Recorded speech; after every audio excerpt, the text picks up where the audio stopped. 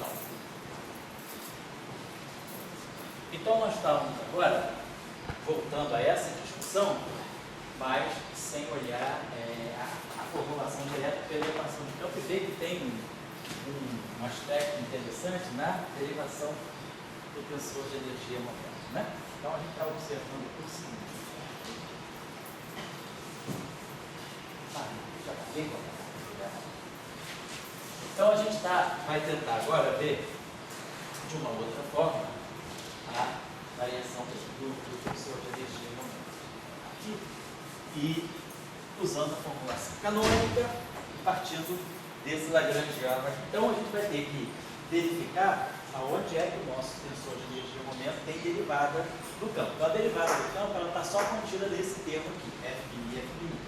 Então esse termo aqui, ele só vai contribuir a partir do termo de propagação. Então basicamente a gente vai ter que derivar esse termo aqui em relação a dmi e a k.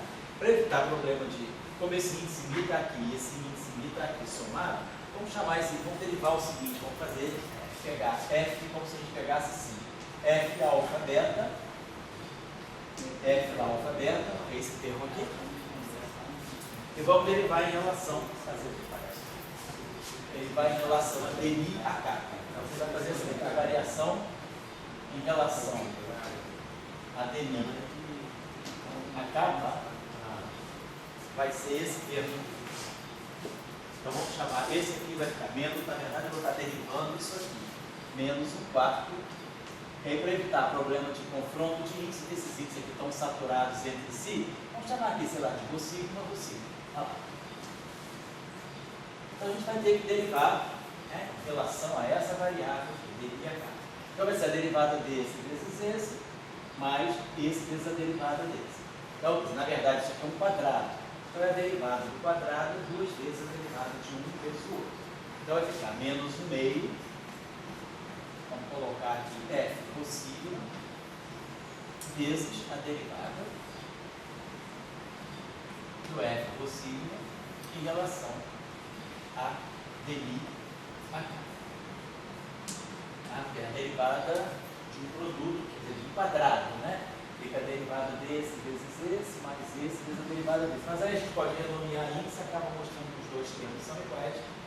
Então é como se eu derivasse só esse aqui. Agora, esse cara aqui. Oi? Eu cheguei em 1 minuto nas aulas de aula, tem que aquele termo de mi, tio. Esse termo a gente trabalhou na aula passada. A gente mostrou esse termo aqui. Essa derivada aqui, ela está medindo a derivada em relação a xmi, mas via dependência de campo e derivada de campo. Aqui, essa derivada é aquela derivada que a gente chamava de derivada explícita. Lembra que a gente fez isso na aula passada? O lagrangiano, em princípio, ele é a função, quer dizer, o lagrangiano é a função dos campos, vamos dizer, das derivadas dos campos, e em princípio ele pode depender explicitamente das coordenadas espaço-temporais, que é, por exemplo, essa dependência aqui. Esse termo aqui não é campo, então tem uma dependência explícita, x via corrente. Aí a gente falou o seguinte, derivar em relação a xmi é derivar em relação a φ e derivar φ em relação a xmi. É derivar em relação à derivada do campo e derivar a derivada do campo em relação a xmi.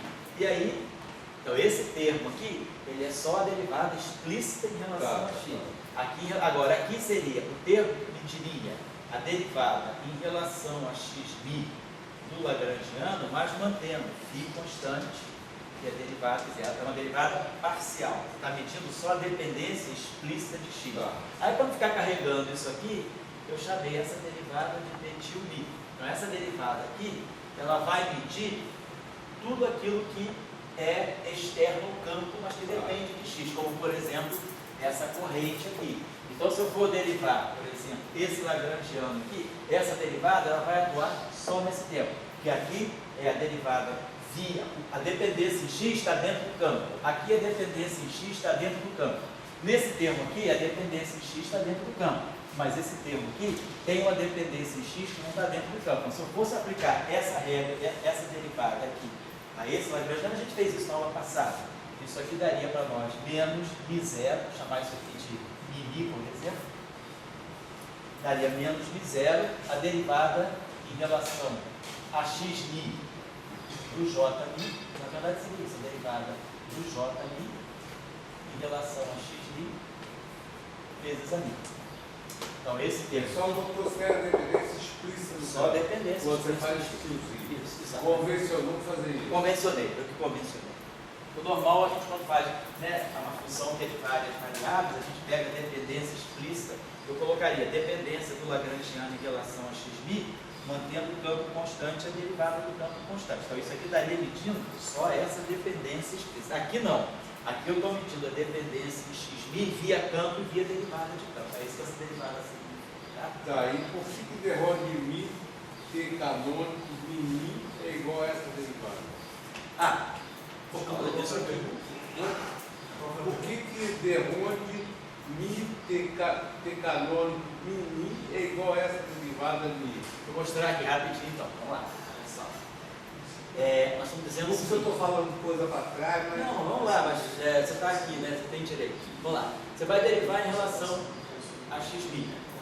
Então a gente vai derivar o Lagrangiano em relação a φ. E derivar φ em relação a xμ. Aí você vai derivar o Lagrangiano em relação à derivada de φ. E aí vai derivar isso aqui em relação a xμ. E aí agora você vai derivar o Lagrangiano em relação a xμ, mantendo tudo constante. Essa derivada aqui eu vou chamar de dtil de R, certo? Dtil b de R. Beleza. Agora aqui a gente coloca as equações de Euler-Lagrange. Esse termo aqui, ele é dni do dl de dni vezes dnφ. Então eu estou usando a Euler-Lagrange. dl dφ é isso aqui. Aí eu vejo essas duas derivadas aqui podem encontrar. Eu posso botar aqui dni e dni.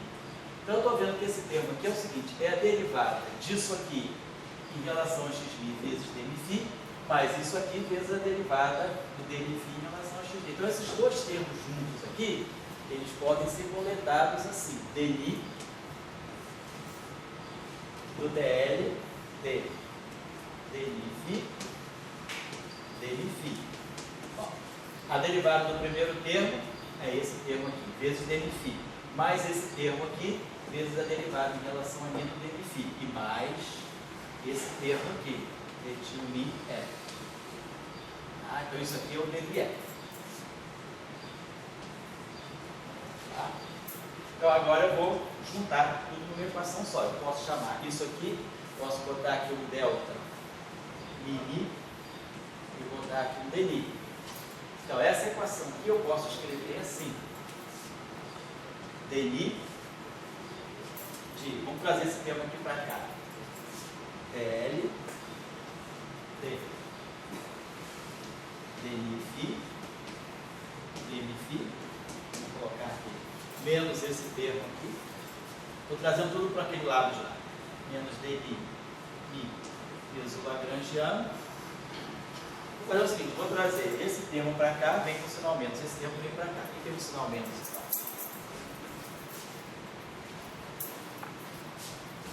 Igual a menos dni. Então sai daqui. Sai dessa. Então aqui a gente está levando em conta, né, a presença de fontes. Então, na aula passada até trabalhou isso aí, mostrou como é que aparecia a densidade de força. Tá? Eu não vi aula passada no vídeo. Então é isso. Vem daqui. Vem só. Agora, se o Lagrangiano não tiver dependência explícita em x, esse termo aqui é zero, e aí a gente tem uma legítima lei de conservação. Já vi. Aqui é uma equação de continuidade, mas que não corresponde a uma equação de conservação da energia do sistema. Tá certo? Isso aqui parece. Bom, então a gente estava fazendo esse cálculo.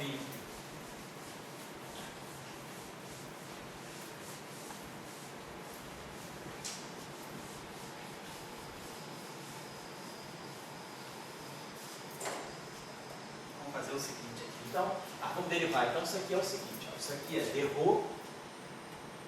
a sigma menos d sigma a rho. Quando nós derivarmos aqui, então vai ficar menos o meio de f rho sigma.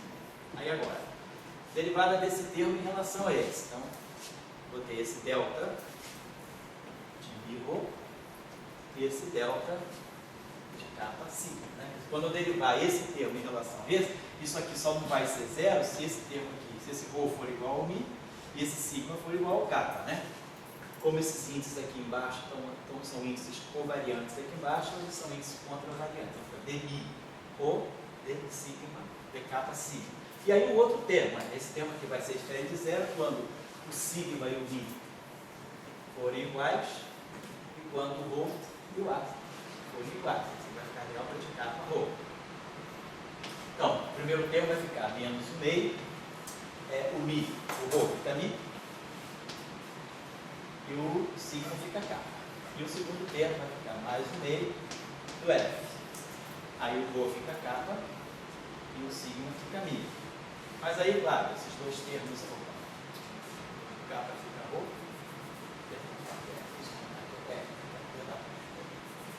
o rho fica mi e o sigma fica kappa. Mi kappa. E aqui vai ficar o sigma, o rho fica kappa e o sigma fica mi. E aí, claro, isso aqui é menos mi kappa. Então esse termo aqui desaparece e aí fica menos f mi kappa. Então essa derivada aqui, no final de tudo, ela dá para nós, né, menos f mi kappa. É isso aqui. O sigma, né? Ficou então menos f mi kappa. Então, essa derivada, isso tudo aqui. Sem o fator 2, né? Pegou isso aqui, menos o meio de f rho sigma vezes essa derivada. Então ficou menos f mi kappa. Então isso aqui ficou menos f mi kappa. Então esse termo aqui, deixa eu apagar isso aqui. Então, a gente fez essa derivada. Então, a gente fez essa derivada do Lagrangiano em relação à derivada do campo. Só esse termo aqui contribui. Vamos botar aqui. O canônico e menino, né? Aqui eu estou chamando de. Eu fiz a derivada mi kappa. Perdão, só tá certo. Mi kappa, menino, tá certo. Então esse termo aqui deu menos f mi kappa. E aqui deu d a kappa.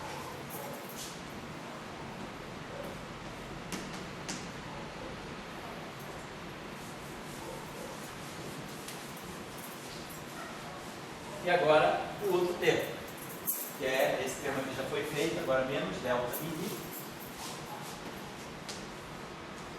mesmo Lagrangiano. O que é isso tudo aqui? Vou deixar assim. Então, está observando aqui, ó, esse termo aqui. Esse termo aqui agora, se a gente fizer uma transformação de gauge, esse cara é invariante, mas esse cara aqui não. Isso aqui vai em dmi por uma transformação de gauge, isso aqui vai em uma kappa mais d kappa da função, da transformação, parâmetro, da função parâmetro de gauge alfa. Então, por uma transformação de gauge, esse cara aqui é igual a ele mesmo, quer dizer, o f kappa, f de kappa é o f' mi kappa, por transformação de gauge, ele não se transforma, porque as derivadas se cancelam. Mas esse termo aqui vai ganhar um termo extra, vai ficar mais f mi kappa d kappa alfa. Então esse termo aqui faz com que a simetria de gauge seja perdida. E por outro lado também, esse tensor não surge como simétrico em mi, porque antes nós tínhamos isso. Antes desse tensor, o que nós tínhamos era f mi, f mi kappa vezes f kappa mi. Já vou lá. Então se eu trocar mi por mi, esse cara aqui vai ficar f mi kappa e esse cara aqui vai ficar f kappa mi. Mas aí eu posso abaixar esse kappa e levantar esse kappa. E aí eu troco aqui kappa mi e aqui eu troco mi kappa. Então, esse tensor aqui, ele é simétrico em mi. Se eu trocar mi por mi, estou dizendo isso. F mi kappa, f kappa mi é igual a f mi kappa, f kappa mi. Estou trocando mi por mi. Mantém o kappa paradão. Então, esse mi que está aqui embaixo, a vem para cá. E esse Mi que está aqui em cima vem para cá. Mas é o que a gente fez. A gente abaixou esse kappa e subiu esse kappa. Mas agora, esse cara aqui é a mesma coisa que F Mi kappa. E esse cara aqui é F kappa ali. Troca dois sinais menos, né? Então, quer dizer, esse tensor aqui é igual a isso. Porque a gente mostrou que, na verdade, isso aqui é igual a ele. Então, esse tensor é simétrico em Mi e é invariante de gauge. Já esse aqui não. Quando eu pegar esse termo aqui, isso aqui é F Mi kappa vezes D Mi a K. Vamos trocar então Mi por Ni. Esse cara aqui vai ficar Ni kappa, esse cara aqui vai ficar Mi kappa. E agora, posso até levantar esse cara aqui, posso até abaixar esse cara aqui, levantar esse, não tem jeito. Não tem como eu mostrar que isso aqui é simétrico. Se eu for trocar Mi por Ni, esse Mi vai aparecer no F e esse Mi vai aparecer na derivada. Não tem como mostrar que esses dois termos são iguais. Então, esse tensor não é simétrico. Então, esse termo aqui, esse aqui é simétrico, mas esse aqui não. Então, quer dizer, ele deixa de ser simétrico, simétrico e mini, deixa de ser simétrico, e ele também deixa de ser invariante de gauge. Então, ele perde todas as propriedades que a gente esperaria de um bom tensor de energia e momento. Ter uma densidade. No caso mais geral de Maxwell Proca. Esse é o caso geral de Maxwell Proca. Mais geral. Mesmo que não tivesse Proca. É isso que eu ia perguntar, porque esse primeiro termo aí É só Maxwell. Maxwell. É só Maxwell. Então o problema já está em Maxwell. Se a gente pegar e esquecer esse termo aqui, pode esquecer tudo. Não tem corrente, campo de Maxwell livre. Se eu pegar o campo de Maxwell livre, tensor de energia momento canônico, sai esse aqui. Agora vamos fazer uma seguinte. O termo de corrente ainda piora mais ainda. Né? Exato. Você perde mais esse aqui. Então o termo de Maxwell já não é simétrico. Qual é o caso? Nem variante de gauge, né? Nem variante de gauge. Só que eu ia chamar a atenção de uma coisa. Mas, pensando. Temer, esse governo está quebrando tudo, sabe? Quebra todas as simetrias. Vamos lá, todos os princípios estão quebrados. Né? Só não quebrou com a variância, só faltava isso. Né? Então aqui vamos colocar o seguinte. Então, imaginar esse termo está assim, ó, F Mi kappa D Mi a kappa. Vamos fazer o seguinte. Vamos somar e subtrair esse termo aqui, menos D kappa a Ni mais F Mi kappa D kappa a Ni. Não fiz nada. Eu só somei, subtraí e somei essa mesma quantidade. Aí, claro, aqui eu formo um F Mi kappa. Então, vou botar aqui. Fazer o seguinte, aqui tem um sinal menos, né, perdão? Que é menos, né? Então, aqui vai ficar, então, é menos isso, que é isso aqui, mais isso, boto menos aqui. Estou pegando esse termo aqui. E aí eu fiz o seguinte, nessa grandeza aqui, entre parênteses, eu somei, subtraí essa grandeza aqui. Mas aí, claro, compensei com esse termo. Então, esse termo aqui cancela esse, isso aqui é uma identidade. Eu só estou mexendo nesse termo aqui. Aí, tudo bem, esse termo aqui fica menos F Mi kappa vezes menos F kappa Ni. Então, vai ficar mais F Mi kappa, F kappa Ni. Então, esse termo aqui me restitui Maxwell, que é o que a gente tinha, F Mi kappa, F kappa Ni, menos delta Mi Ni. Agora, esse termo aqui sobra. Então, tudo bem, resolvi o problema. Porque esse cara aqui é invariante de gauge e é simétrico. Mas ele não é tudo, sobrou esse pedaço aqui. Agora, nesse pedaço aqui, vamos fazer a seguinte coisa. Vamos escrever esse termo aqui como sendo menos D kappa F Mi kappa vezes a Ni mais D kappa F Mi kappa a Ni. Então eu peguei esse termo que está sobrando ainda e fiz aquele truque de sempre. Escrevo como a derivada do produto e está aqui.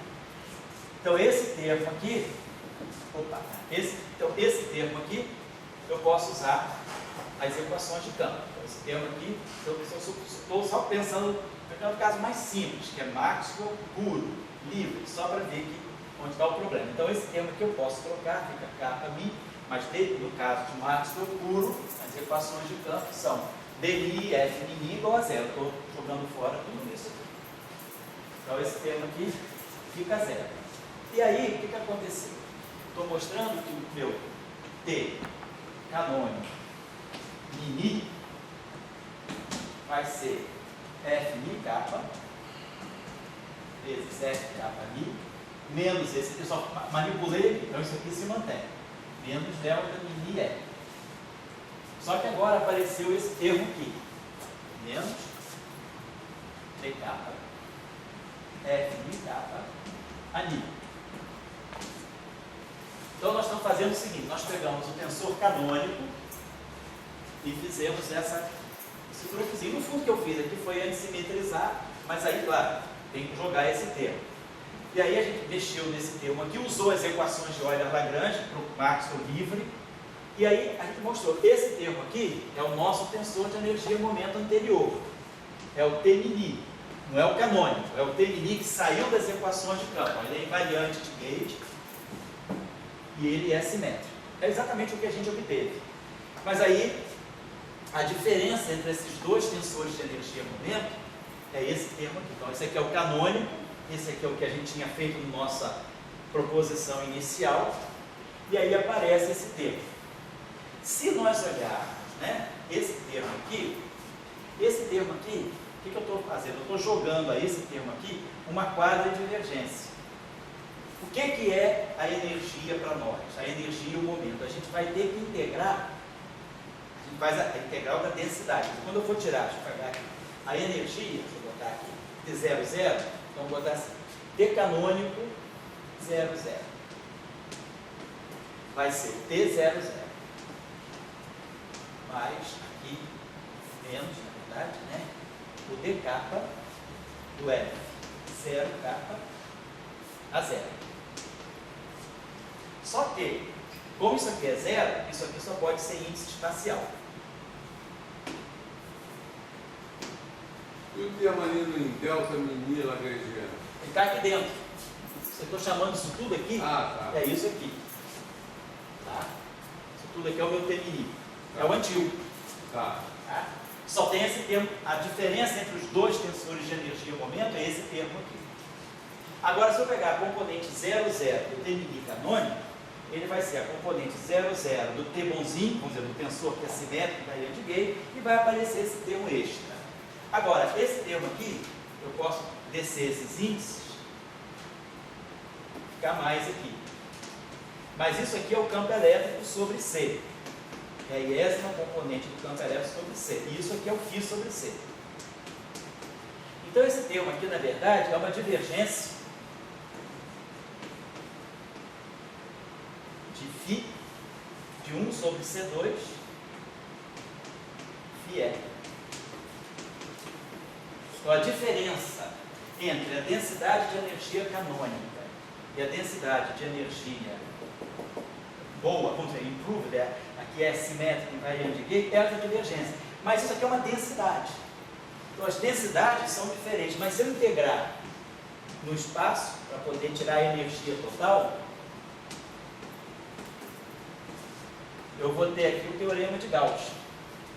E aí isso aqui vai corresponder ao fluxo do campo no infinito. Então, se meu campo é livre, não tenho fonte, eu espero que o meu campo caia a zero lá nas portas do espaço-tempo, porque isso aqui é integral em todo o espaço. Isso aqui, pelo teorema de Gauss, vai dar só o fluxo dessa grandeza do infinito. Então, esse termo aqui, ele está medindo o campo no infinito, ele não está medindo a densidade.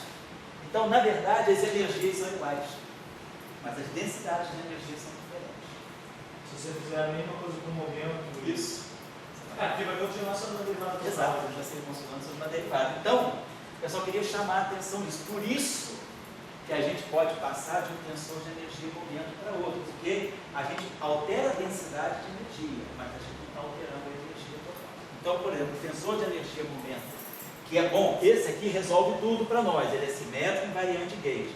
Esse aqui, manifestamente, ele não é simétrico, mas a gente viu, eu não fiz isso aqui, quer dizer, o que está implícito aí no fundo é que quando eu faço essa operação, subtraio e somo essa grandeza, eu estou mexendo no spin.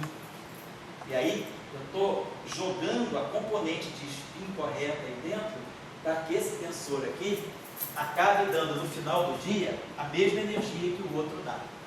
Apesar de, como densidades, eles são diferentes.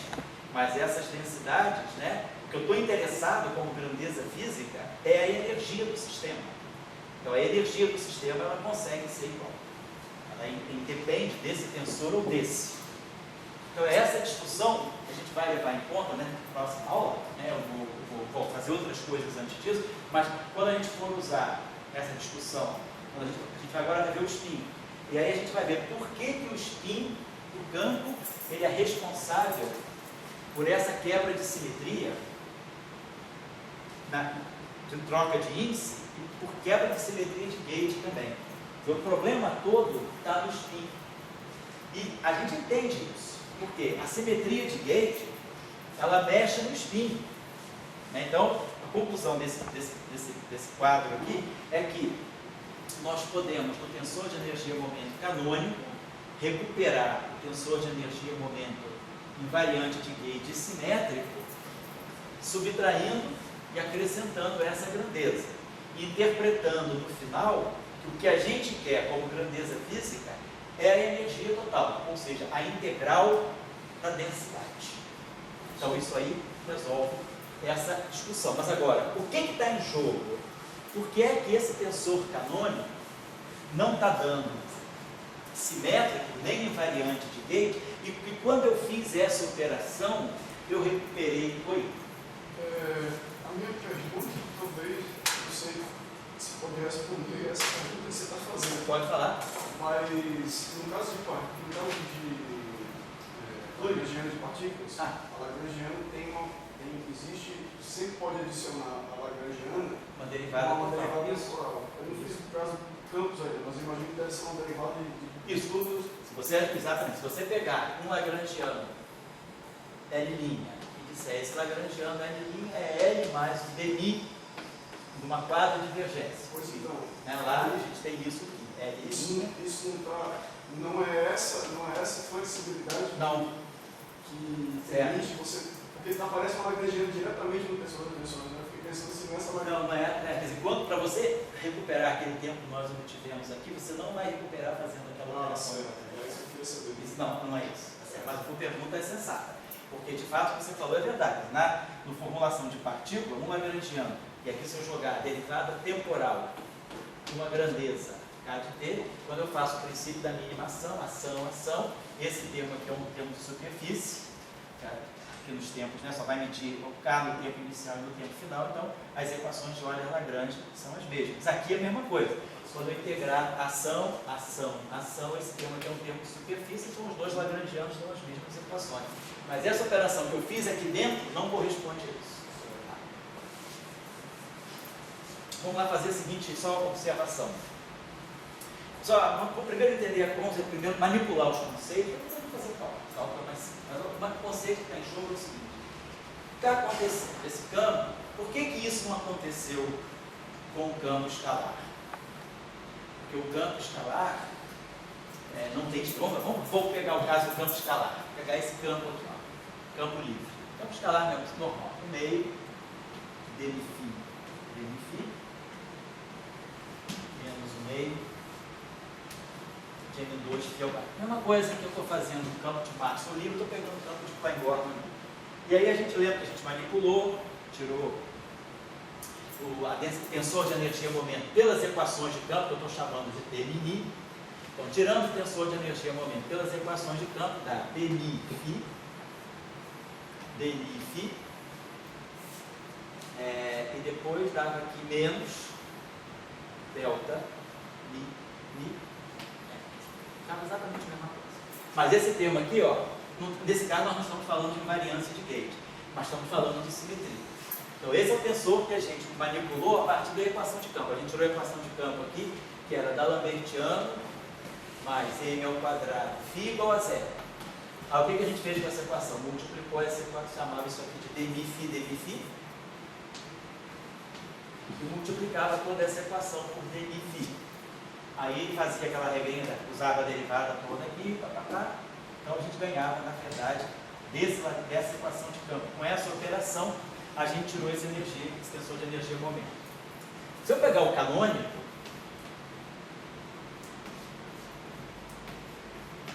vai derivar o lagrangiano. Então, nesse caso, o canônico, né? Aqui, em vez de ser o campo AK, é o campo φ. Então, a gente vai ter a derivada do lagrangiano em relação a dμφ. Cancela esse fato, bota aqui só para não ter problema de índice repetido, chama isso aqui de lambda, isso aqui de lambda. Então, quando eu derivar esse lagrangiano em relação a dμφ, vai produzir duas vezes esse aqui. Então, vai produzir um d lambda φ vezes um delta de lambda mi. Então, vai produzir aqui um dμφ, que eu vou multiplicar. Então, essa derivada aqui está dando isso aqui, dμφ, que eu vou multiplicar pelo dμφ, menos delta mi é. Então, os dois lagrangianos coincidem, no caso do escalar. Então, vamos pegar uma outra situação. Vamos pegar agora que nesse campo escalar, eu acrescentasse esse termo aqui, ó. Um psi dmi. Nós já tínhamos feito esse exemplo aqui. A gente pegou um lagrangiano que tivesse aqui esse termo assim, d'Alembertiano de φ vezes d'Alembertiano de φ. Nós trabalhamos, fizemos esse caso anteriormente. Tirou o tensor de energia e momento a partir desse lagrangiano que dependia de uma derivada maior, mais alta. E a gente mostrou que o dmi, né, dmi, é diferente do dmi. Então, aí não se fala de simetria de gauge. Quando eu introduzo derivadas mais altas, mesmo para o campo escalar... Qual é essa diferença que fala da simetria de gauge? Oi? Por que não está essa diferença que fala da simetria de gauge? Não, nesse caso é porque o campo escalar real não tem simetria de gauge sobre ele. Ele não tem nenhuma transformação de gauge. Tá? Por isso. Então, o fato de introduzir uma derivada mais alta já fez com que isso acontecesse mesmo no campo escalar. E aí a gente começa a entender. Quando a gente trabalhou com esse campo aqui, lembra que a gente fez umas transformações e mostrou que, na verdade, quando a gente tem derivada superior, a gente podia redefinir o campo a partir do φ e da derivada do φ. Então, quando eu acrescento no lagrangiano esse termo aqui, na verdade, esse termo aqui eu posso estar escrevendo ele assim. Isso aqui é dμφ vezes dμφ, d'Alembertiano de φ vezes d'Alembertiano de φ. Aí eu posso fazer a seguinte jogada. Posso integrar por partes esse cara aqui. Trago esse cara para cá. Integro por partes esse aqui. Então eu vou trazer essa derivada para cá, ganho um sinal menos. Mas depois eu trago essa para cá, ganho outro sinal menos. Então esse termo pode ser escrito assim, a menos do termo de superfície. dμφ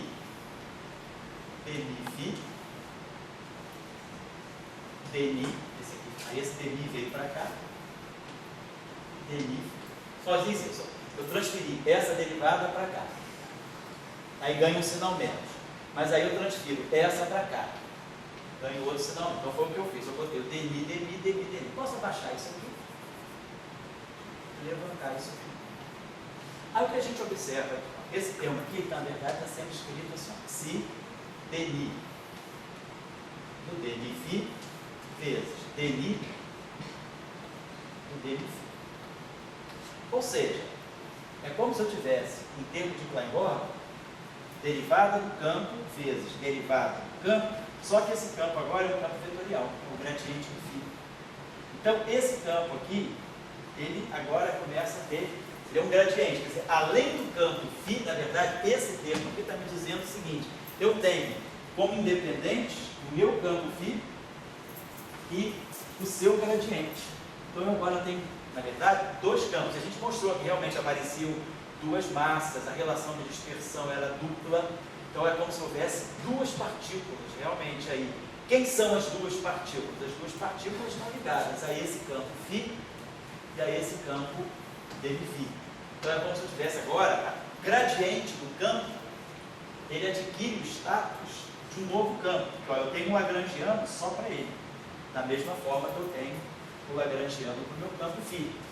Então isso está me mostrando que esse sistema ele está propagando alguém que tem um caráter vetorial, que é o gradiente de φ é φ ponto no espaço de Minkowski e o gradiente de φ. Então, eu estou introduzindo alguma coisa que é a parte longitudinal, o gradiente é longitudinal de um spin 1. Então, esse gradiente de φ é um campo vetorial, só que não é um campo vetorial transverso, é um campo vetorial longitudinal. Se eu for para o espaço de Fourier, isso aqui dá o vetor de onda, vezes a transformada de Fourier do campo. Então, isso aí está na direção da propagação. Então, eu tenho um campo vetorial, mas ele é longitudinal. Então, isso está me dizendo que eu trouxe alguma coisa com spin para o problema. E aí eu perdi a simetria do tensor de energia e momento. Então, só isso aí não é prova nenhuma. Então, aí é só a motivação. Então, a gente começa a ver que o que pode ser perigoso, que pode destruir a simetria do tensor de energia e momento canônico, é a presença de spin. Bueno, vou perguntar agora. Outras simetrias podem fazer com que o tensor fique diferente do canônico, como por exemplo, ao invés de spin, do spin? Não, quer dizer simetrias internas. Se houver simetrias internas, se a presença de simetrias internas pode fazer com que o tensor canônico seja diferente do outro. Não, porque o que está em jogo é simetria por troca de índice e invariância de gauge. Invariância de gauge está ligada ao spin. Apesar de não parecer muito, quando você faz essa transformação de gauge em campo de Maxwell, né, você faz o seguinte: φ' é igual a φ mais a derivada temporal da função alfa.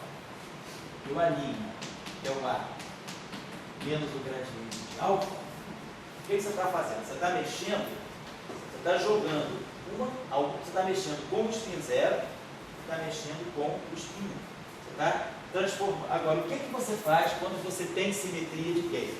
O que a gente pode fazer? Essa transformação de gauge, o que ela me permite? Quando a gente curso de mecânica, no elétrico eu já fiz isso, mas só de repente você lembra, eu posso fixar o gauge. Essas transformações aqui, deixa eu apagar isso aqui rapidinho, elas estão me dizendo o seguinte, vou apagar isso aqui, fazer o seguinte. Vamos escrever as equações de Maxwell. Divergência de E no vácuo, igual a zero. Campo livre. Rotacional de B igual a 1 sobre C ao quadrado, dt. Vamos substituir os campos pelos potenciais. Então, a divergência de E vai ficar menos laplaciano de φ. Menos dAdt. Então, vai ficar menos ddt da divergência do A. Então, isso é essa equação aqui. Vamos escrever aqui essa equação. Essa equação vai ficar rotacional de B, rotacional do rotacional do A. Vai ficar o gradiente do divergente de A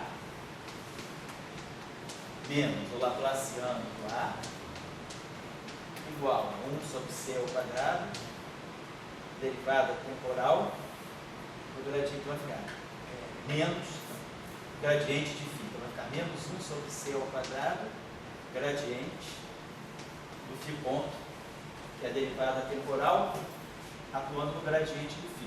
E o outro termo é dAdt. Ficar menos 1 sobre C ao quadrado, aí vai ficar uma derivada segunda do t, no tempo atuando no A. É o que dá justamente, né? A gente começa a ver uma equação de onda para o A, mas não vê uma equação de onda para o φ. E são as equações de Maxwell puras, né? Deixa eu apagar aqui um instantinho. Vamos agora, só que o que eu quero mostrar com isso? Quero mostrar qual é a relação entre a simetria de gauge e o spin. Então vamos lá, no campo. Por que essa simetria de gauge ela controla o spin do campo? Vamos lá. Então vamos fazer a transformação de gauge. Eu posso fazer o seguinte: eu posso sair do potencial φ e ir para um potencial φ'.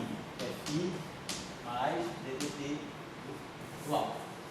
E tem a linha igual a A menos gradiente de alfa. Vamos fazer o seguinte: vamos tirar a derivada temporal da primeira equação. Vai ficar ddt do φ' igual a ddt φ mais derivada temporal segunda do alfa. E vou pegar aqui divergência dessa equação. Divergência do A' igual a divergência do A menos o laplaciano do alfa. Vou deixar isso aqui. Isso aqui eu não vou poder apagar isso aqui. Bom, então, eu agora posso apagar, quer dizer, eu posso agora pegar essa equação aqui e somar esse termo com esse. ddt do filhinho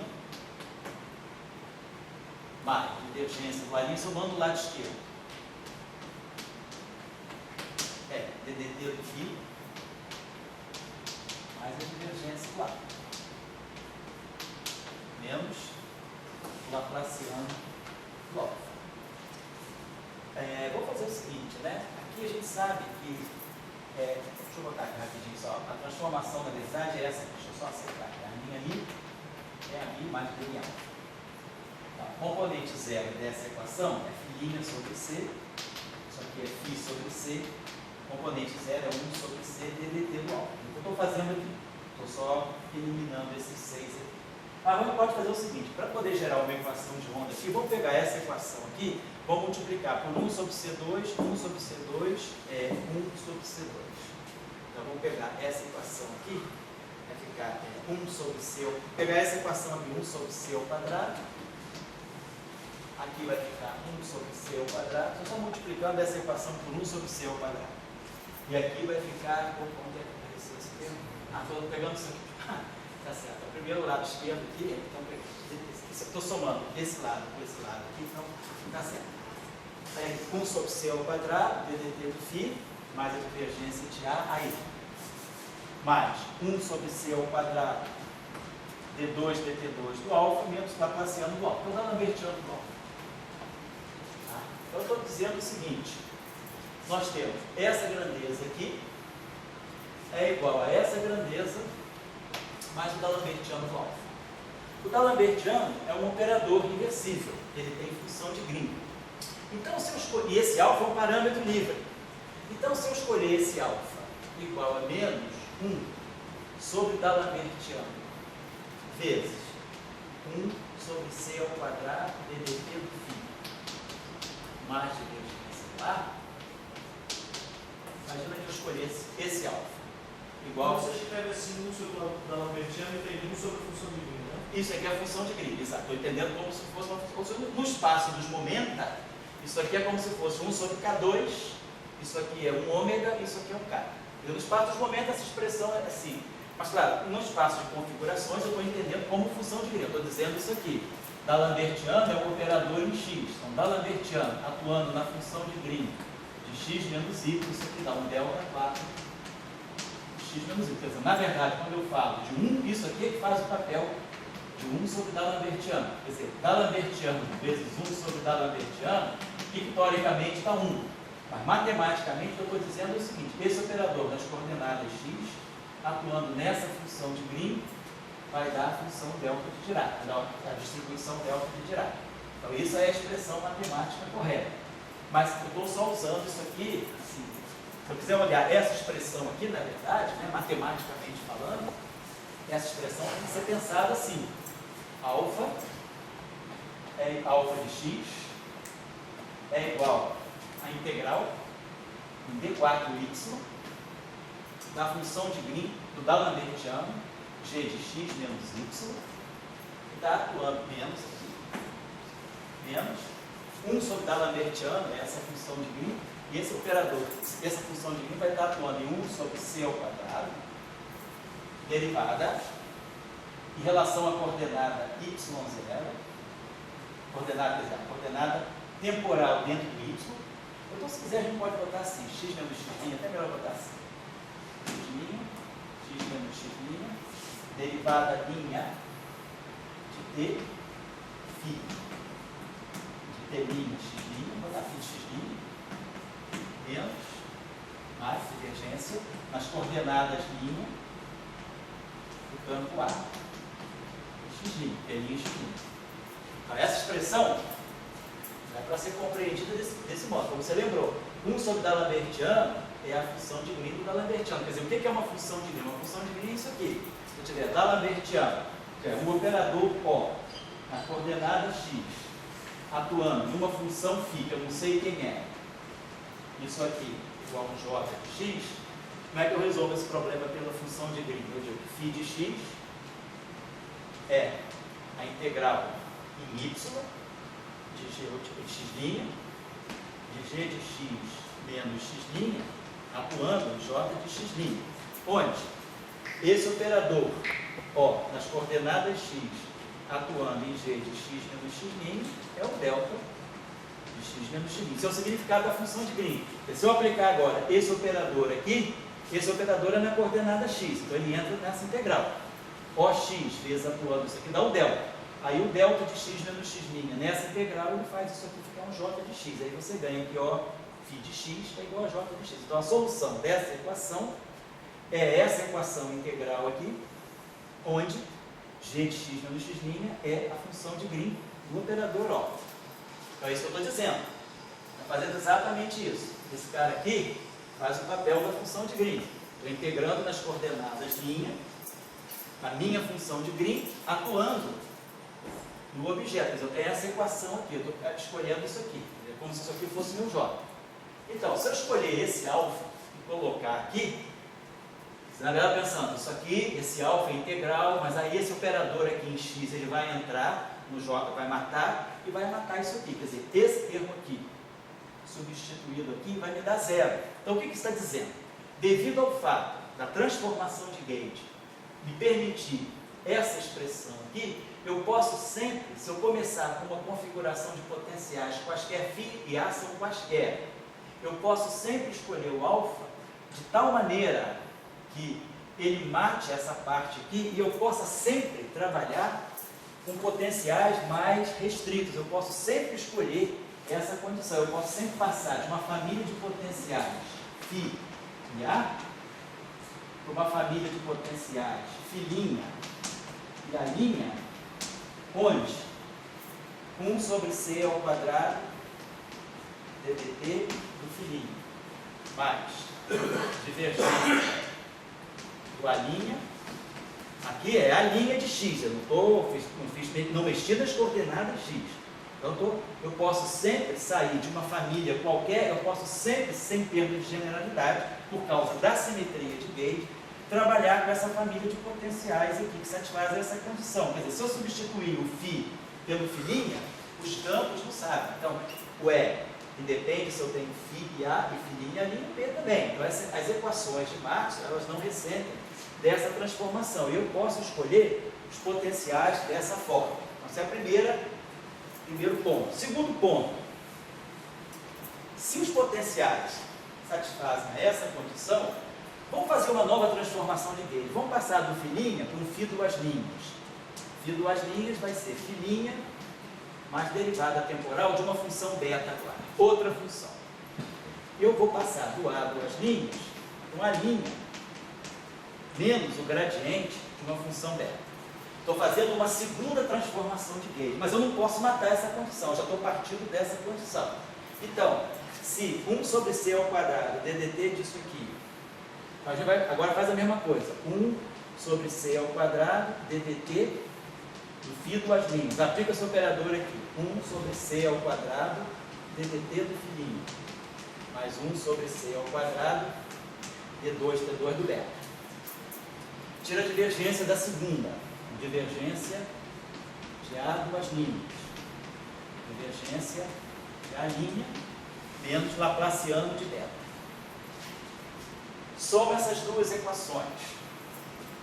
Aí eu vou ter 1 sobre C2 dt φ duas linhas.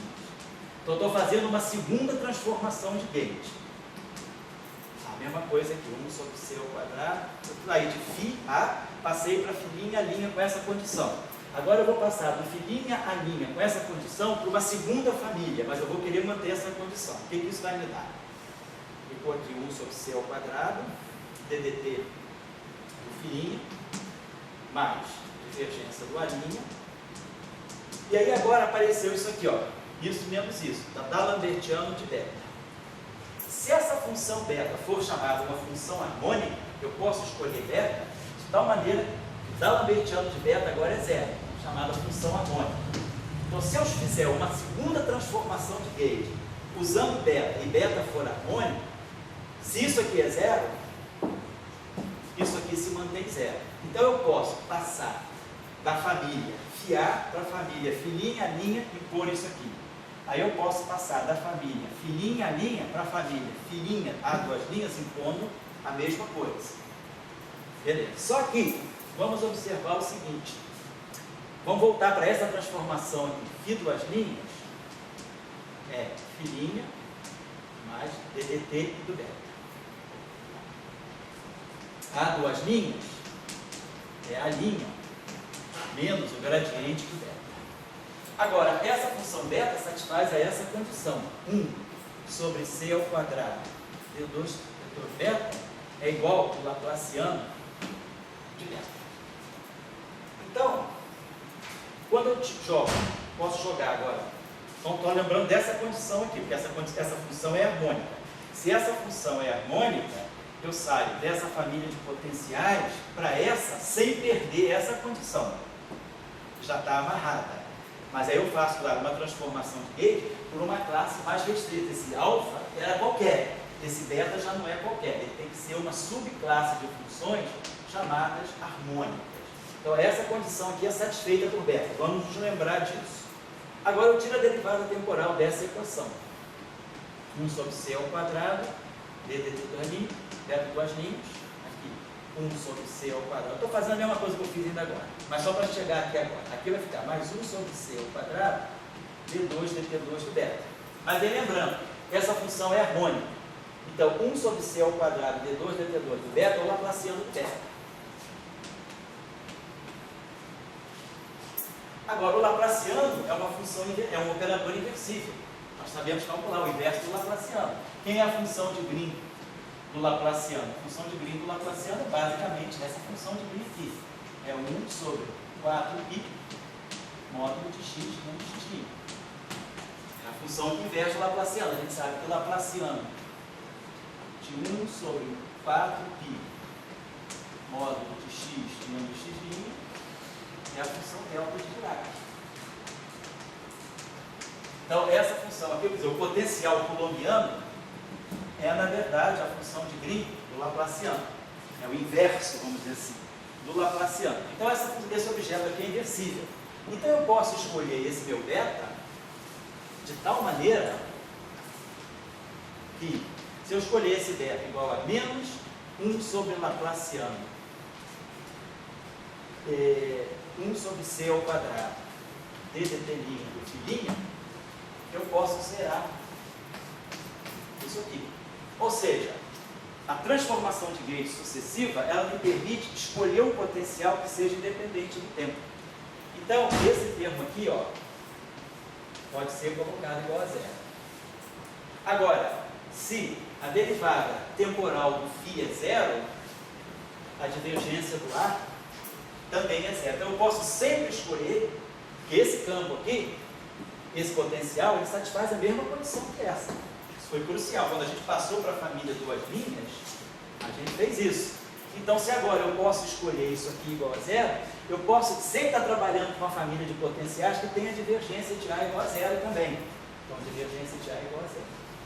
Então, A, e agora eu estou trabalhando com A duas linhas. Eu fiz tudo para duas linhas. Eu fiz duas transformações de gauge. Duas linhas. Agora, divergência de A é zero. Se o laplaciano de φ é zero e eu estou no vácuo, não tem fonte no infinito, a solução é φ igual a zero. Então eu posso zerar o φ. Só me sobra o A, que satisfaz uma equação de onda e que tem divergência dupla. Então, no final de tudo, a transformação de gauge, ela mexeu com muitas coisas. Eu saí de uma família de potenciais φ A, fiz a primeira transformação com parâmetro alfa. Aí eu passei para a família fininha a linha. Aí fiz uma segunda transformação de gauge, função beta, só que essa função agora era harmônica. E fui para uma família φ duas linhas a duas linhas. Por essa primeira transformação de gauge alfa é alguma coisa? Alfa era qualquer, aí eu fixei o alfa. Qualquer. Aí eu fixei o alfa, eu tinha liberdade de fixar esse alfa. Ah, você fixou, tá. Depois que eu fixei esse alfa, eu tinha menos liberdade no espaço de funções de gauge. Aí eu fiquei isso aqui. Então, quem vai de filinha a linha para fio duas linhas a duas linhas, os campos não estão nem sabendo, porque qualquer transformação de gate deixa E e B invariante. Então, as equações de Markov, se eu tenho E, B aqui, eu posso escrever aqui dentro do E, filinha a linha ou fio duas linhas a duas linhas. Então, eu vou escrever as equações de Markov tudo com fio duas linhas a duas linhas. Só que a esse ponto, o que nós mostramos que essa transformação foi capaz de fazer? Ela foi capaz de zerar o potencial φ e me dar a divergência de A duas linhas igual a zero. E me dá que o A duas linhas satisfaz uma equação de onda. Na Lambertiana, de A duas linhas igual a zero. Então, no final de tudo, eu digo que o meu fenômeno, a minha onda eletromagnética no VAR, ela matou o spin zero. Porque o φ é a componente escalar. Então, o spin é zero. Me deu o spin 1. Só que um spin 1 transverso, porque a divergência de A é zero. Então, a transformação de gauge, ela penetrou no spin do campo. Esse meu campo, eu iniciei com φ A, antes de passar para a filinha A duas linhas, o φ tem spin zero, e o A tem spin 1. Então, eu tenho uma componente aqui, 3 aqui. Quando eu vim para cá, eu já restringi. Eu já liguei DDT disso com a divergência disso. Mas quando eu cheguei aqui, eu já matei esse cara aqui, declarando que φ, eu posso sempre escolher o potencial escalar zero e a divergência de A igual a zero. Esse é o chamado gauge de radiação.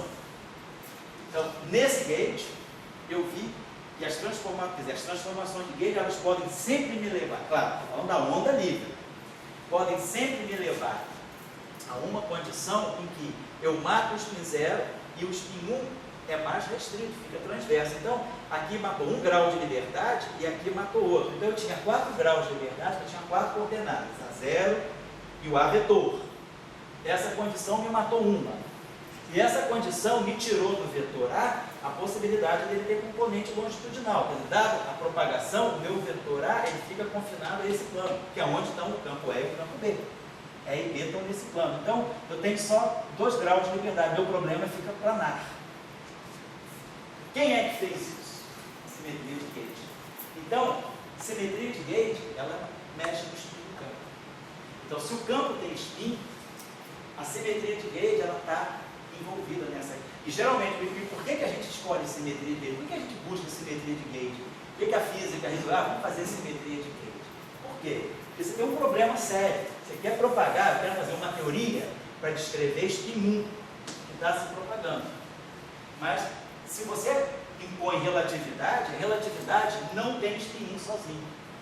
Na relatividade, o spin 1 ele tem que estar sempre em parceria com o spin 0. Por quê? Porque a relatividade não tem trivetor, ela tem quadrivetor. Então, na relatividade, o spin 0, um spin 0 pode ser sozinho, eu posso pegar um campo escalar. Mas se eu pegar um campo puramente vetorial, isso aqui não é covariante de Lorentz. Eu posso sempre passar para um sistema de referência e vou gerar uma componente temporal. Então, na relatividade, não tem sentido, quer dizer, não tem possibilidade, não tenho espaço para trabalhar com puro spin 1. Sempre que eu tiver o spin 1, eu tenho que ter o spin 0 junto com ele para poder formar um quadro vetor. Mas a minha física, ela não pode ter spin 0. Eu quero escrever uma física que tenha só spin 1 e que seja relativista. Então, para ela ser relativista, eu tenho que colocar o spin 0. Então, já não consigo fazer só spin 1. Qual é o dispositivo, qual é o truque, ou sei lá, qual é o mecanismo que eu encontro para incluir o spin 0, tirar o spin 0 e não quebrar a covariância? Então, eu incluo o spin 0, mas digo, esse campo, ele tem os 2 spins. Então, o meu problema já não é mais puro spin 1. Mas eu introduzo a física desse campo, ela vai ser baseada na simetria de gauge, que é essa que a gente escreveu. E aí, qual é o método da simetria de gauge? Você coloca o spin 1 para manter a covariância, e ela te rouba o spin 1, te rouba o spin 0. Você coloca o spin 0 em parceria com o spin 1. E aí você está, ok, isso é relativístico. Mas eu só quero fazer física aqui. Eu quero filtrar esse grau de liberdade espúrio. Como é que eu filtro esse grau de liberdade? Então você vai dizer o seguinte, eu vou ter que fazer uma física onde essa transformação seja uma invariância da física do meu lagrangiano. Quer dizer, do lagrangiano que eu propuser para essa física, ele tem que ter essa invariância. Essa invariância, ela vai, vamos dizer assim, no subterrâneo, ela vai jogar fora esse spin e vai te deixar fazer uma teoria para puro spin. Então, a simetria de gauge, muitas vezes ela é introduzida por fase, eu acho tudo muito artificial. Simetria de gauge, o papel da simetria de gauge é você precisar de spins indesejáveis para manter covariância relativista. Você é obrigado a introduzir mais spins. Vocês que fazem gravitação sabem, a onda gravitacional tem spin 2. Só que ela está descrita por um tensor simétrico. Só que um tensor simétrico de rank 2, ele vai ter 10 componentes. 4 vezes 5, 20 por 2, 10. É simétrico. Então, ele tem 10, nós vamos ter componente, ele vai ter, isso aqui vai ser spin 0. Cada índice desse tem parte escalar e parte vetorial. O spin 0, spin 1 e o Ni tem spin 0, spin 1. Quando eu 0 com 0 dá 0. 0 com 1 dá 1. 1 com 0 dá 1. E 1 com 1 dá 0 dá 0. Só que a parte simétrica vai mandar embora esse e esse. Então, quando você introduz aquilo que você quer chamar de gráviton, e você diz que o gráviton está ligado a flutuações da métrica, você está trazendo 2 spin 0, está trazendo um spin 1 e está trazendo um spin 2 que você quer. Isso aqui é o gráviton para você. Agora, isso é lixo. E isso é lixo. Mas é um lixo que é necessário. Porque sem esse lixo... Oi? E aí pode assumir 4 valores e o Ni 4 valores. Exatamente. 1, 2, 3, 4. Só que é simétrico. Tá. Aí cai para 10. Tá, Vem de 16, cai para 10. Esse spin 1 é antissimétrico, que eu joguei fora. Isso aqui é a parte antissimétrica. 3 componentes e 3 componentes. 6. Parte antissimétrica é 6. Parte simétrica é 10. 10 com 6, 16. Tá? Então, quando você quer fazer uma física que tem spin 2, se você quer que essa física seja compatível com a relatividade, você precisa introduzir, junto com o spin 2, 2 spin 0 e 1 spin 1. Então, a onda gravitacional que tem spin 2, ela em princípio, ela teria, acompanhando a ela, ondas com spin 0 e ondas com spin 1. Agora, como você faz para você dizer, não, mas a minha física é puro spin 2? Você tem que introduzir simetria de gauge na ação de Einstein. Então, na relatividade geral, a transformação geral de coordenadas, quando a gente diz, eu vou fazer transformação geral de coordenadas e a minha métrica se transforma desse modo, G', μ, é dx kappa, dx' mi, dx lambda, dx' mi, g kappa lambda. Então, quando eu digo que essa é a transformação sobre transformações gerais de coordenadas da métrica, isso é a transformação de gauge do campo A. Não é mais nem aqui, a linha igual a mais dB alfa. A transformação de gauge do G está aqui. E essa transformação de gauge, ela vai matar esse spin 0, vai matar esse spin 0, vai matar esse spin 1 e vai deixar passar só o spin 2. Ou seja, a transformação de gauge a imposição daquela métrica seja invariante sobre transformações infinitesimais. Nesse gerais de coordenadas. Bom, gerais, no caso da gravitação geral. Isso. Mas para a onda gravitacional, no caso simples. No caso da onda gravitacional, você faz uma expansão disso aqui. Você faz a linearização. Quando você faz a linearização, o que você tira aqui é que o H' mini de x', o H' mini de x é H' mini de x mais dmi de uma função sinη de x mais dmi de uma função sinη. Essa é a transformação de gauge da métrica linearizada. Olha aqui a transformação de gauge. Só que você ganha esse termo todo, você ganha isso aqui. Então, essa transformação de gauge, ela te permite matar um spin 0, o outro spin 0 e o spin 1. Então, você pode garantir que com essa transformação de gauge, você está fazendo uma física relativística e o teu fenômeno físico só propaga o spin 2.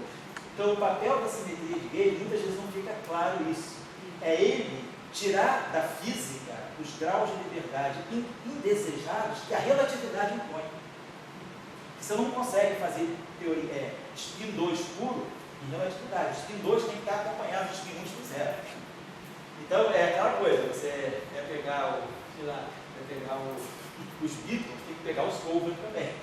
Então, esses spins mais baixos, eles entram como sendo aquele cantor indesejado que vai começar o show. Mas na hora do show, encontra o Pink Floyd, né? Então, você vai precisar do spin 2. E a simetria de gate vai, ó, manda embora nos covers, certo? Então, isso é inerente.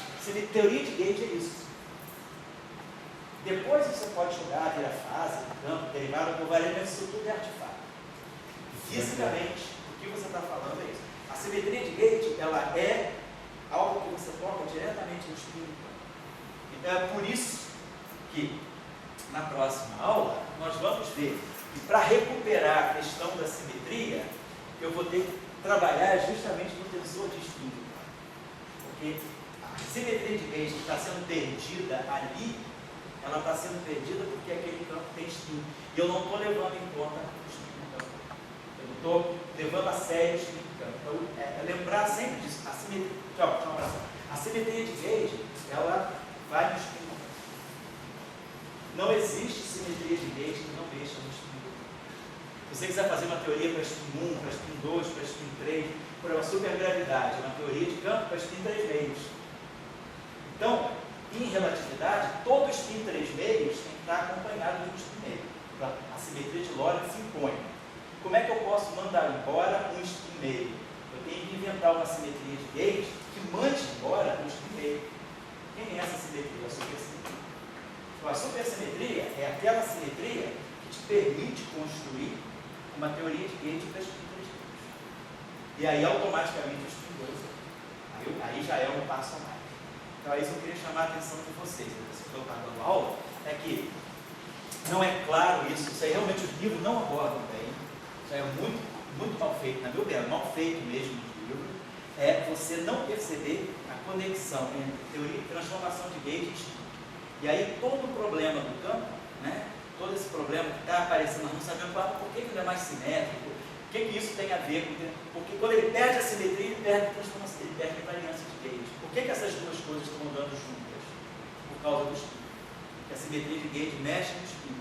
Quando ela mexe no spin, ela mexe também na simetria. Então, semana que vem a gente vai ficar com isso mais claro. Só estou levantando o problema, tá? A gravitação pura de área. Sim. Ela não trabalhou com a simetria de gauge. Ele não sabia que estava trabalhando, mas estava. Depois ficou claro que a relatividade geral nada mais é. Isso ficou claro nos anos 60.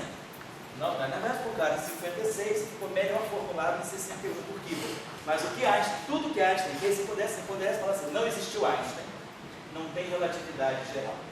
Aí aparecesse um estudante de doutorado, fala, professor, eu quero construir uma teoria de campo para spin 2. Então vamos lá. Spin 2 tem que ter spin 0, tem que ter spin 1. Spin 0 tem que tirar, spin 1 tem que tirar. Você construir uma simetria de gauge. Você constrói uma teoria de gauge. Quando você constrói uma teoria de gauge com spin 2, você ganha o Lagrangiano de Einstein. Você ganha a raiz de menos GR. Então, a simetria de gauge, ela te dá a teoria de Einstein sem princípio da equivalência. Você não precisa de geometrização, não de nada. É campo, puro campo. Teoria de gauge. Eu quero mexer no spin 2. Qual é a teoria de campos para spin 2? É a relatividade geral. Então, quando Einstein fez isso, claro, ele tinha muito menos instrumentos na mão. Mas ele fez geometricamente, a gente vê que as coisas muito diferentes acabam se casando. Se a formulação completamente geométrica, baseada em geometria riemanniana, ela acaba sendo, na verdade, nada mais, nada menos do que uma teoria de Yang-Mills para as figuras. Certo? Se você quiser construir uma teoria se você quiser construir a teoria de Yang, você podia construir a teoria de Yang-Mills diferentemente do que Yang-Mills fizeram. Você poderia chegar e dizer o seguinte: eu quero construir uma teoria de campos para spin 1 em alta interação. Só isso. E que seja relativística. Que você ganha a teoria de Yang-Mills. Se você quiser construir uma teoria de gauge para spin 2, você ganha a relatividade geral. Se você quiser construir uma teoria de gauge para spin 3 meio, você ganha a supergravidade. Certo? Então, a simetria de gauge é muito poderosa. Ela, por exemplo, você, em dois quadros e um quadro negro, você reobtém toda a relatividade geral. foi descoberta muito depois. Certo? Fala lá. A relatividade geral, ela trabalha com esses elementos de distorção do espaço-tempo. Ah, sim, sim. Isso. Então, vamos dizer que você trabalhou com ele no Spin 2. Certo. Eles fizeram tudo que tinha que fazer e não precisaram falar de distorção do espaço-tempo. Uhum. Isso é uma terminologia Certo. assim, espúria, vou chamar assim. Uhum. Então, você diz, bom, qual é a primeira entidade que você vai falar? O primeiro espaço-tempo. É o spin. Então, Tchau aí, tchau aí. eu vou estudar o spin. Certo. Eu vou estudar o spin 2, e daí acabou isso, não tem distorção. Certo. Isso é uma formulação que, quer dizer, antes. Pode falar, desculpa. Nessa coisa que saiu agora, Das ondas? das ondas, eles trazem essa regra que a distorção do espaço-tempo, etc. Eu não sei se isso é uma coisa assim meio. Essas coisas bem carregadas, assim, ou vira alguma felicidade. Eu não entendo bem felicidade. Mas é como o colega colocou aqui. Como é que é o seu nome mesmo? Alexandre. Por exemplo, ele colocou, na verdade, o que você está propagando é isso aqui. Agora, isso aqui pode ser interpretado como uma flutuação da métrica, uma deformação da métrica do espaço-tempo. Então, quer dizer, você depois casa, né? Quer dizer, essa simetria de... Quando você fala, propaga o campo de Marx, você fala, estou propagando a onda eletromagnética. Você não está propagando nada do espaço-tempo, você está propagando uma excitação no espaço-tempo. Ela não mexe com o teu espaço-tempo. Na gravitação, quando você mexe no spin 2, na verdade, você está mexendo, é como se você gerasse uma perturbação na métrica de Minkowski. Então, vamos dizer, a teoria de Gauge, esquece geometria, esquece tudo. Pensa só em Young-Mills. A teoria de Gauge, ela te dá uma onda de spin 2. Mas agora, do ponto de vista da relatividade, essa onda de spin 2, ela se agrega à métrica do espaço de Minkowski. Então, é como se o que você tem é a métrica plana de Minkowski, mas essa onda que foi gerada, ela se incorpora a essa métrica, gerando, vamos dizer assim, uma métrica efetiva, GMI. Então, na verdade, quer dizer, a onda gravitacional é isso aqui, que tem spin 2, é uma perturbação que se propaga, só que ela se agrega, ela se acrescenta à métrica do espaço-tempo, e aí você vem com essa interpretação. Fisicamente isso não é necessário, né? Quer dizer, a onda é aquela H-menina. A onda é o H-menina. E daí acabou, o resto. Isso. É Só assim, que a uma gente... herança teórica. Mas aí a gente tem que pensar o seguinte, um campo de spin 2 ele tem 4 polos. Então, quer dizer, quando você pega a onda gravitacional, você pega pelo quadrupolo.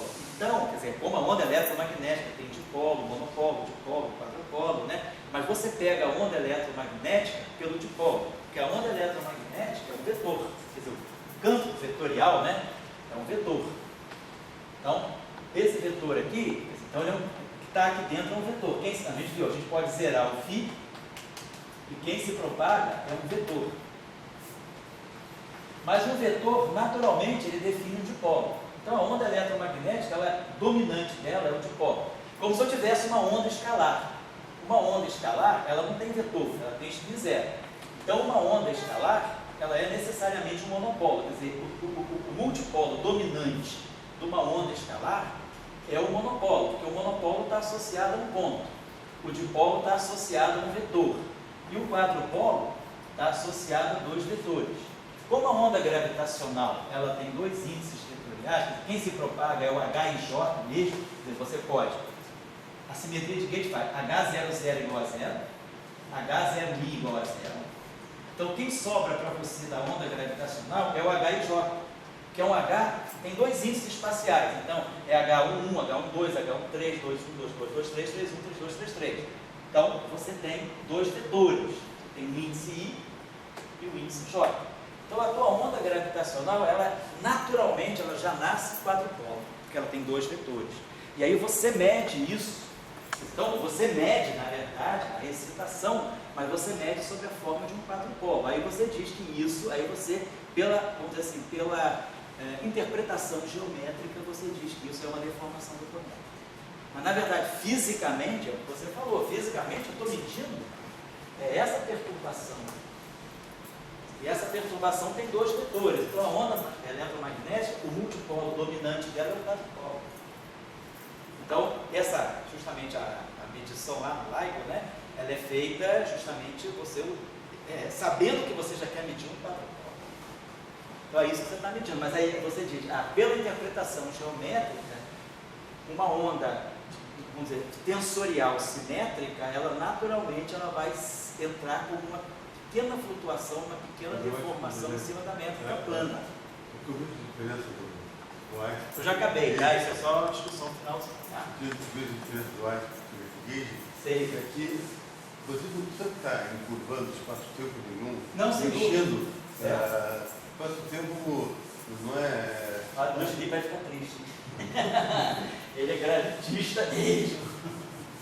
Não, eu entendo o que você está falando. A pergunta é a seguinte, a gente cria, na verdade são correntes de pensamento. Se você, vamos dizer, é da corrente lá do Dirac, do Salam, você vai dizer o seguinte: gravitação para mim é teoria de Gauge.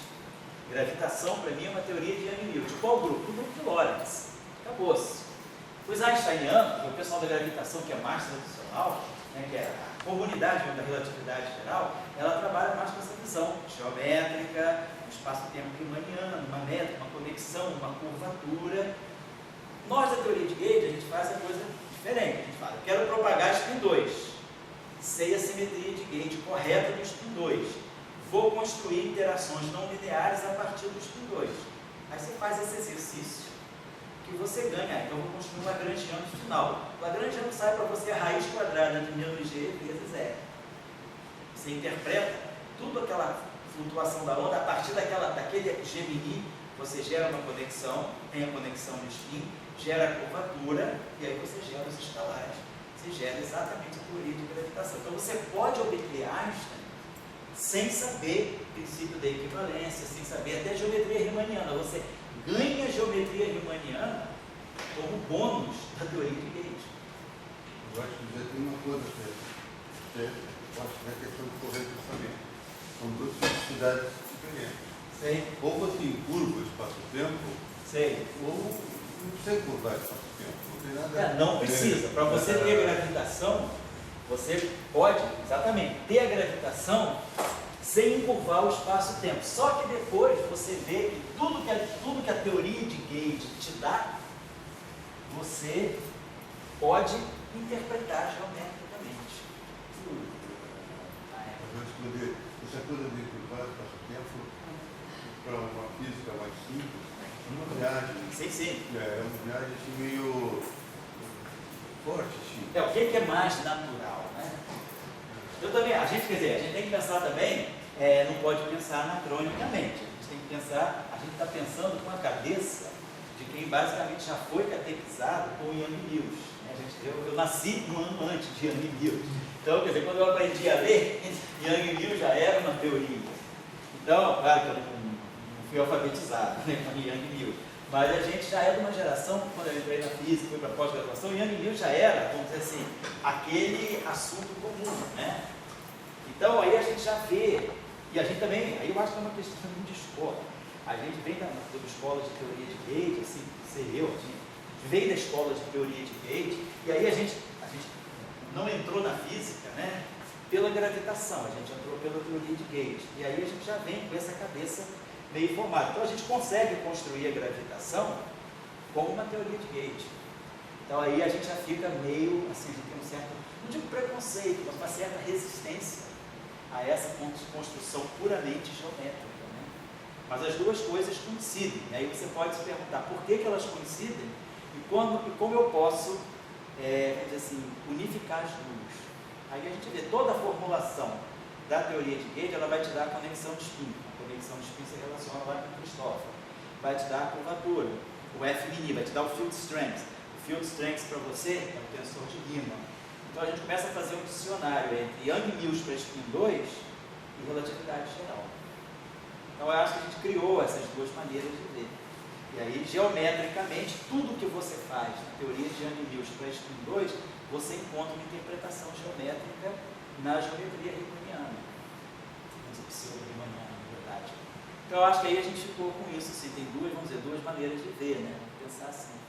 Para a gente olha o grávido como se fosse um globo, vamos dizer assim. Já para o Luiz Felipe, não, tá? Então é uma onda. Para você, estou vendo o Alexander também gravitando, você veio da gravitação também. O João está indeciso, não, o João quer ir com informação quântica. Então tá, é isso. A gente vai, não se preocupe se a aula de hoje foi meio complicada, assim, mas a gente vai